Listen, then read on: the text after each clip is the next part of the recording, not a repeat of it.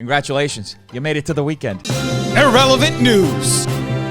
Caitlyn Jenner spilled the beans about something. I just found out the other day that I have another one in the oven. Oh, wow. Yes, I found that out the other day, so that's 19, so we only got 10 to go. A lot of people are thinking that Caitlyn is talking about Kylie allegedly being pregnant, so thank goodness that Kylie went out of her way over the past month to hide it. But let's be real, folks. What are parents for when you become an adult other than to have the habitual slip of the tongue inevitably revealing unwanted information? And speaking of unwanted information, Grimes clapped back at people spreading misinformation about her baby daddy, Elon Musk. Is he hot or is he out to destroy big oil? Is he hot or will he put the first human on Mars? Is he hot or is he giving an $100 million prize for scalable ideas to remove CO2 from the Earth's atmosphere? Is he hot or is he developing batteries that don't use cobalt, thereby eliminating unethical mining practices from the supply chains for our cars and phones? Hey, good for Elon. He does all that stuff, and he's apparently hot. Stop harassing me on this app over fake news, and I am not my boyfriend's spokesperson. Oh, well, thank goodness, folks, that Grimes finally clarified that she is not Elon's spokesperson while acting like Elon's spokesperson. Anyway, folks, Nessa Barrett addressed some hate comments. So I reposted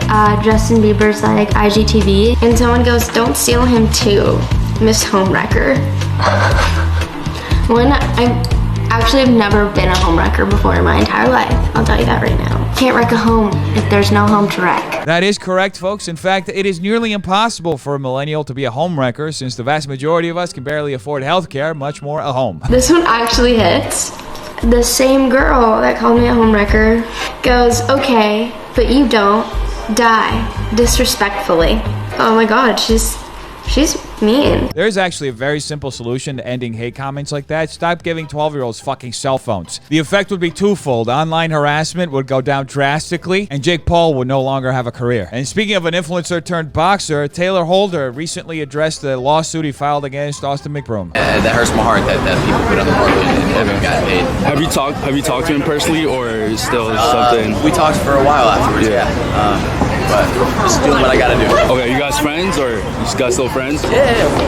All right. Yeah, I heard that right, folks. Taylor Holder and Austin McBroom are cool. They're still friends. In fact, they're best friends forever. I mean, they would never allow a lawsuit where they're both going to spend hundreds of thousands of dollars and at least a few years battling it out over $2 million get in the way of them just being absolute lovers. But in all seriousness, folks, why would Taylor Holder lie about this? Does anybody actually believe him when he says he is still cool with Austin McBroom? Because that would be the first time in human history that two people who are cool with each other end up in a lawsuit against each other. Maybe it's just me, but I just get so fucking annoyed when I see somebody like Taylor being so blatantly fake just for the sake of appearances. This whole LA bullshit of like pretending like everybody's cool with everybody when behind the scenes they're all backstabbing and suing each other and trying to just end each other's careers. It's the biggest load of fucking horseshit that I've ever seen. Anyway, moving on to Addison Rae, and her new boyfriend posted a picture with this caption. She's wearing the pants in the relationship. Well, thank you. Not sure what we're supposed to do with that information, but happy to see that you're both in love. And speaking of love, Logan Paul recently reacted to Bryce Hall kissing his ex Josie Canseco at his 22nd birthday party. I woke up this morning and I tagged 100 times in a cool video. Oh, bro. Me too, bro. Yo, I thought I was about to go look at my tag photos, see some fun videos of us dancing last night. No, I'm just tagged in Josie making out with Bryce on a table. I would bet my entire life savings that Logan Paul is still not in love with his ex Josie Canseco if I really wanted to lose my life savings. Just making out on a table. Like, bro, who even put that table there, fam? What would their ship name be, Brosy? No, this is a weird topic. This is a weird topic. Shout out to the new couple. We're happy for you. In fact, Logan Paul is so happy with Bryce Hall, folks. He would congratulate him, giving him the biggest hug in the world that would be so tight it would hopefully kill him. I'm sorry that your girlfriends like me more. This tweet wasn't directed at one person, it's directed at everyone. LOL, chill. That's right, folks. Even though Bryce Hall tweeted that just a couple of hours after that clip of Logan Paul reacting to Bryce kissing his ex Josie on Bryce's birthday went viral, Bryce does not want to pick a fight with Logan, okay? He'd much rather pick a fight with everyone. I mean, how else is he supposed to keep stacking those L's? And in the spirit of stacking those L's, Bryce recently explained the end of the Sway House on the Sync podcast. It was so funny because when we were all moving out,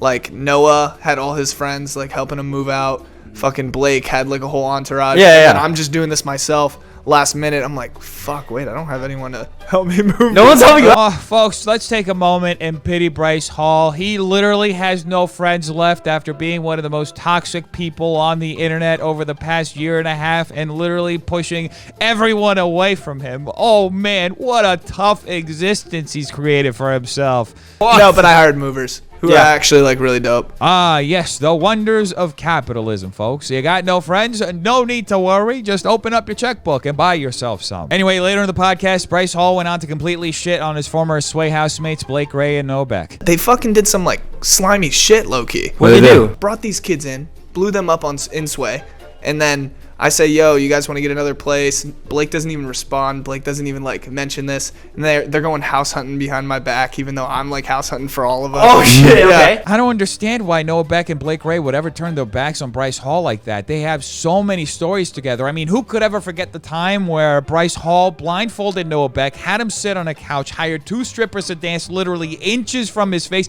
then FaceTimed his girlfriend Dixie D'Amelio and recorded her horrified reaction at the whole scene. And that doesn't even include the numerous COVID parties that Bryce Hall did at the Sway House over the last year, to the point where the Sway House literally had their electricity shut down because of Bryce. Who doesn't love having a friend like that around? Anyway, folks, Nikita Dragun was recently asked about James Charles and had a very interesting reaction. Have you been speaking with James? Are you? How's James doing?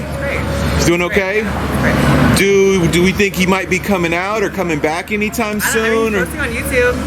Okay, well that's good. There you go. Well, good thing that paparazzi got Nikita cornered, because it just seems like she wanted to really run away from that question. And in other news, Twitch streamer Hassan Piker responded to backlash for buying a house. Everyone collectively needs to calm down. Breitbart, left Twitter weirdos, socialism is when no house. Listen, if you're mad at me, tax the fuck out of people like me. I would get so mad. Breaking news, folks. People are not allowed to buy homes anymore. Anyway, Hassan continued addressing questions and comments from fans on Twitter, and many other influencers also chimed in, with Ethan Klein pointing out how much Hassan pays in taxes versus a billionaire Jeff Bezos pays in taxes, and Anthony Fantano pointing out how ridiculous this whole situation is. But I don't think anybody was ready for Casey Tron's take on this whole situation. I mean, if eating the rich means I get to eat Hassan Piker, I'm gonna enjoy every bite. Can't tell if Casey Tron is hitting on Hassan or just a cannibal. This whole debate around Hassan buying a $2.7 million home in West Hollywood has to be one of the most stupidest things I've ever seen in my entire life.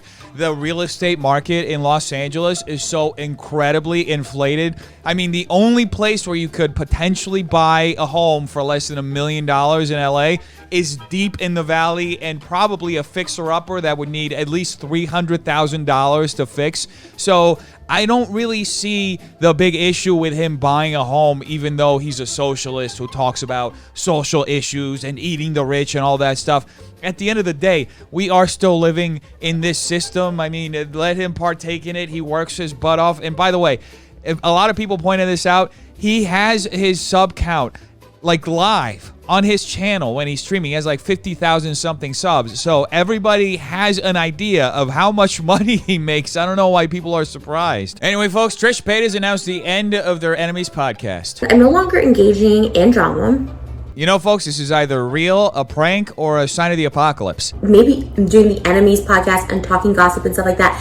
Maybe that gets more views, you know, and more money or whatever. But and at the end of the day, I can't also be on for my own mental health. Well, I have to say that the timing for this announcement is incredibly convenient. 48 hours ago, I was just like,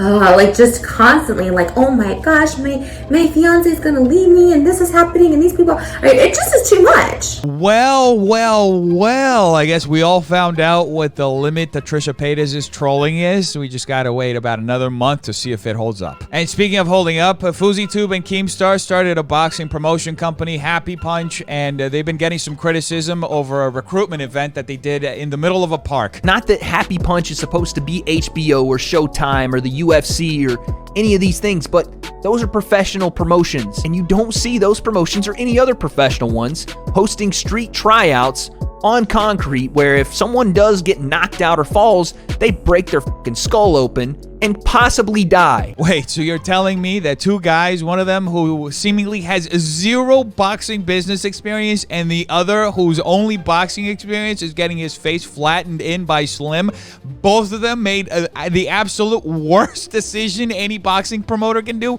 right off the bat? But when you think about it, folks, it absolutely makes sense. I mean, talking about Keemstar here, the guy's entire life is just one big regret. However, folks, that is not where it ended with Keemstar, because it is never that simple with Keemstar, because he's been on a streak recently, attacking every T channel that disagrees with him, sending them private DMs and videos and every type of form of communication that he can whenever he sees that somebody doesn't present him in the light that he wants to be presented. And this is a video that he DM'd to a channel named Hot Tea. Ethan Klein is a fucking coward. Are you fucking kidding me?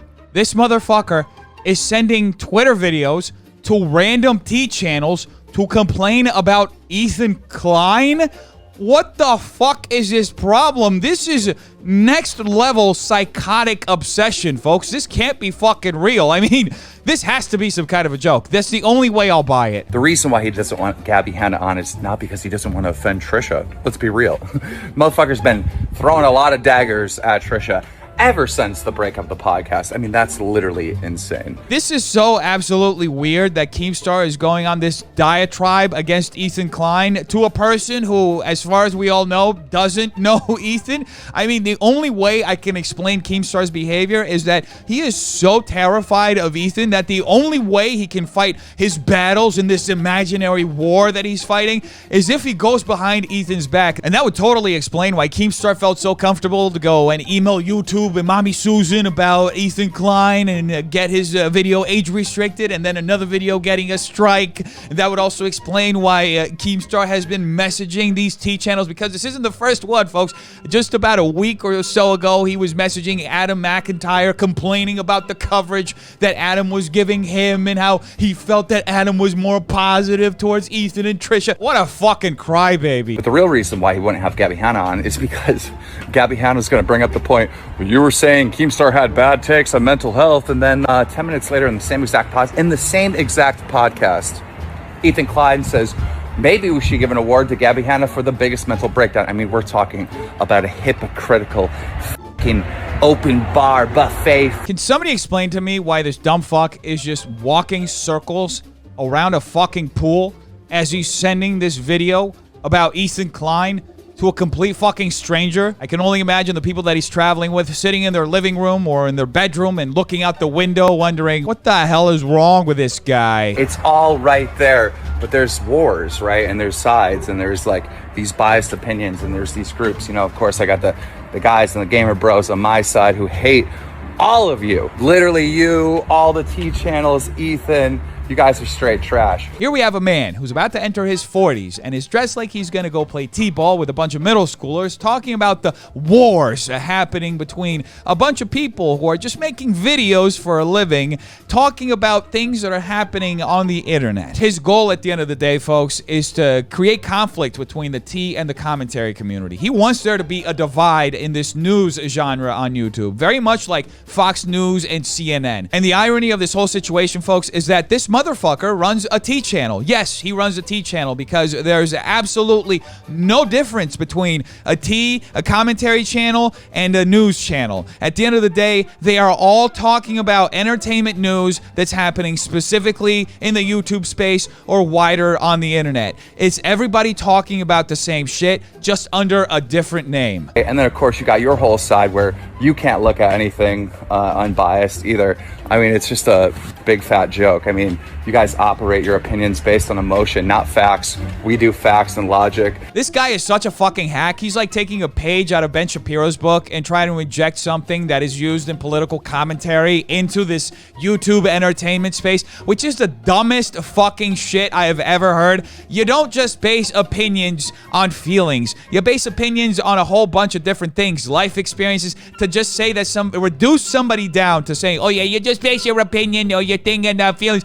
It's the most reductive and most insulting thing that somebody can do to an entire genre, which, let's be honest, most T channels are run by women. Most commentary channels are run by men. Now, I have absolutely no idea why it just so happened to be like that, but that's kind of the way that it is. And at the end of the day, they both serve the same function. They're all reporting on entertainment news, and there's some terrific T channels like T-Spill and Spill Sesh who do an amazing job presenting the news on a timely manner and presenting the facts, and they even take care to present all the facts before they even show their opinions. And there are also some terrific commentary channels who do like deep dive commentary, you know, like CoffeeZilla, who basically broke that whole crypto scandal with the FaZe Clan. So it's really disingenuous to just put the whole like, oh, it's based on feelings on the T side when there are a lot of good people doing good work. It's just, this guy is so fucking dishonest. It's so fucking annoying even watching him fucking talk. So I would love to sit down and have a fucking debate and destroy every single one of you motherfuckers because you're actually legitimately stupid. This guy has some balls calling somebody fucking stupid when he's literally Keemstar. Anyway, the T channel that Keemstar sent that video to said this about the video. I'm just very confused. What we said on this channel that like takes him off so much that he felt the need to send this video calling me stupid, literally. All T channels stupid. You know why Keemstar sent them that video, folks? Because he's a shit starter, because he's insecure, because he's absolutely terrified of losing that itty bitty little tiny bit of the internet pie that he was able to get for himself. Now, if you're a channel on YouTube and you cover entertainment news, it doesn't matter if you categorize yourself as a T channel, as a commentary channel, or just an entertainment news channel. At some point, Keemstar will message you. I don't know what he's going to send you, but he will try to reach out to you, especially if he disagrees with you or if you're making waves and getting a lot of views and growing really fast. He will reach out to you, and just be aware that he will either be trying to throw his weight around to try to intimidate you to give him positive coverage, or he may be reaching out to you to try to bait you to make a video about him. At the end of the day, regardless of the reasons, you should definitely watch your back, because that guy's a fucking snake, and Keemstar doesn't give a flying fuck about anybody other than Keemstar. And now a palate cleanser.